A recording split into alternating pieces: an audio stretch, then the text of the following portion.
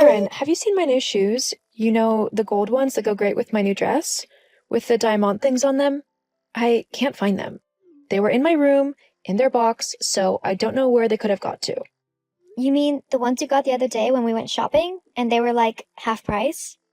Yeah, those ones. Oh, I took them. Huh? What do you mean you took them? Exactly what I said. I took the shoes for myself. Why? Well, because I wanted them. You knew that I bought those shoes for tonight. I told you how this was a really important night for me. I'm attending a super important dinner at my college with some very esteemed members of very exclusive companies, and I need to look my best. This could literally be my future on the line, and I want to make a good impression. You need to give me back my shoes right now. I mean, why did you even take them? You're not going anywhere to wear them. You didn't even ask me if you could borrow them either. You knew that I liked these shoes. That's why I took them. What? Yeah, when we were shopping, I saw these shoes and I thought that they looked nice. But then you went and bought them and they were the last pair, so I decided that I was going to take them because you took them from me first. You never liked those shoes. When you saw them, you said they looked incredibly gaudy and that you'd not be caught dead wearing them. You only want them now because I like them and bought them for myself. It's so typical of you. You always get jealous over whatever I have and you take it for yourself. Well, I'm not going to let you get away with it this time. I need those shoes to go with my outfit, so you're going to give them back or I'm going to come and get them. I'm not giving them back. You stole them from me first. I might have said that I didn't like them at first, but that was before I got to have a proper look at them. You went and bought them before I could fully make up my mind. So, if anything, you're the selfish one for just taking the shoes that I wanted in the first place. I'm not arguing with you anymore about this, Karen. You have 3 seconds to give me my shoes or I'm coming into your room and grabbing them myself. 1, You're not going to scare me. I'm not giving them back. 2, You're acting like such a spoiled brat. It's pathetic. 3. Don't you dare come in here. I swear I'll tell Mom. I don't care. I'm coming to get my shoes.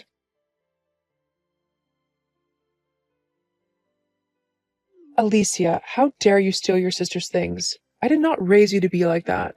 Mom, I didn't steal anything. Karen was the one who stole my shoes, which she knew I had bought for my important evening tonight, and she wouldn't give them back. I needed them to go with my outfit. You do remember just how important this night actually is for me, don't you?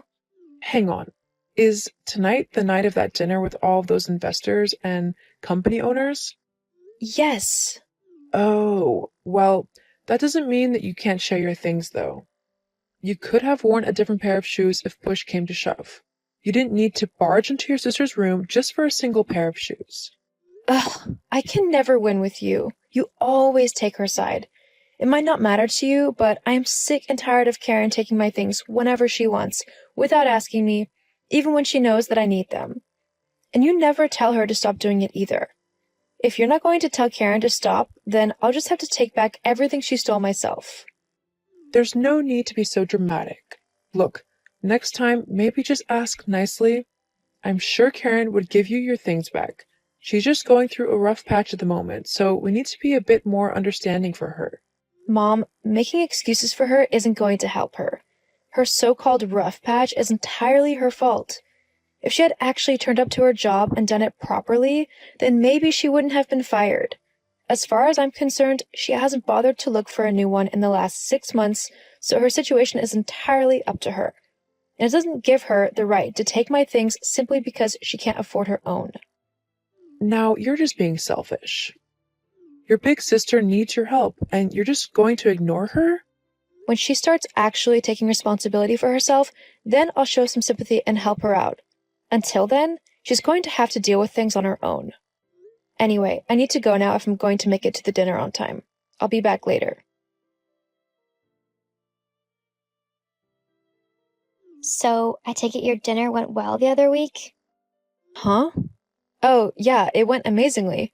I met so many people and made so many contacts. I might even be in line for some major funding for my work. Isn't that incredible? Uh-huh, sure. I'm also guessing you've had an increase in money as well? How'd you manage that? Conned some old rich CEO into being your sugar daddy? What on earth are you on about? Well, I just noticed that you seem to have a new car, and it's an incredibly fancy and expensive one at that. There's no way you could afford to buy that on your normal wage. So I'm guessing you've conned some old CEO into buying it for you. I have to admit, that's pretty smart. Shame I didn't think of it first. Oh, you mean the Porsche in the garage? Yeah, obviously. There aren't any other fancy cars around, are there? It's not mine. Yeah, I'm not stupid. I know it's yours. There's no way Mom or Dad could afford something like that. No, honestly, it's not mine. You're a rubbish liar. Anyway, I'm going to take it out for a while. I'm only telling you this because you'll just get Mom to yell at me again if I don't ask your permission to borrow it first. Karen, first of all, you're not insured to drive that car, so you can't take it anywhere. Secondly, it's not even my car, so there's no way that I'm letting you drive it even an inch off of the drive. I know you're just trying to lie to me so that I don't borrow the car, but it's not going to work, Alicia. I swear, Karen, if you touch that car, you'll regret it. Yeah, whatever. Karen, where are you? I told you not to take the Porsche anywhere. I can't believe you came into my room and stole the keys for it. Answer me, Karen. What do you want? Bring that car back right now. Why? Worried that everyone will think I look way cooler in it than you do? Don't worry, they already thought that. I told you that it's not my car, it's my friend's. Nice try, but I don't believe you. Okay, fine, but don't say I didn't warn you. Warn me about what? No, you didn't want to know when I tried to tell you, so I'm not going to bother now. Have fun driving around looking cool, whilst you can. You're just trying to scare me. Well, it's not going to work. Sure. Whatever. Now leave me alone. I'm driving, don't you know? Oh, and I might have scratched the car a little bit, but you don't mind, right? It's not like you can't afford to get it repainted or whatever. Of course. You have fun. Don't worry about damaging the car or anything. I'm sure everything will work out just fine. If you think being calm and uncaring is going to get me to bring the car back, you're wrong, you know? Oh, I know. You nor the car will be my problem for very much longer, though. What do you mean? Oh, you'll find out soon enough. Huh?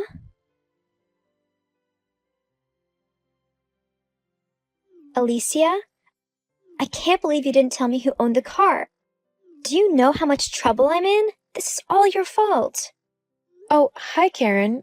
I take it you found out who actually owns the car that you were driving around the other day? I did try to warn you, but you simply didn't want to listen. I guess now you've got to face the consequences.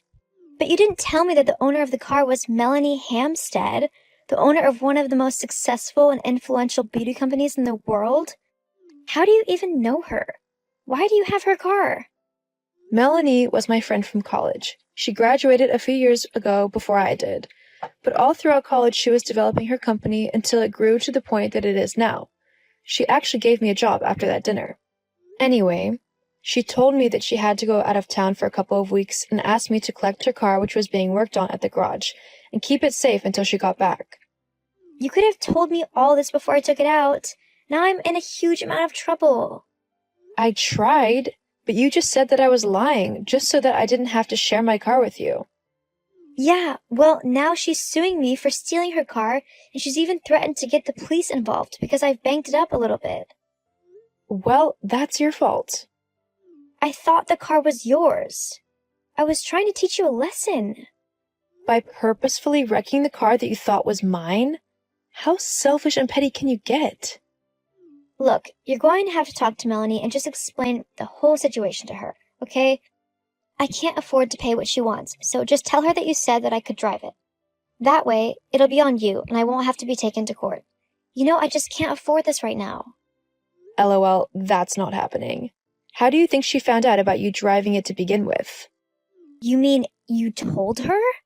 Yep. I knew that you'd probably damage the car just to be spiteful to me, so I told Melanie all about what was happening. Thankfully, she remembered you from when you'd come and visit me at college, so she knew exactly what kind of person you are. She told me that she sorted it all out and not to worry about the car. Now I know what she had in mind, and I have to say it's quite nice to see you finally facing the consequences of your actions for a change. I can't believe you would purposefully throw me under the bus like this. You are such a horrible sister. You're the one who should be going to court, not me.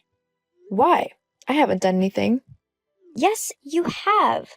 I should be the one with a good job and able to do what I want. Instead, you lord it over me that you think you're better than me. Well, you're not.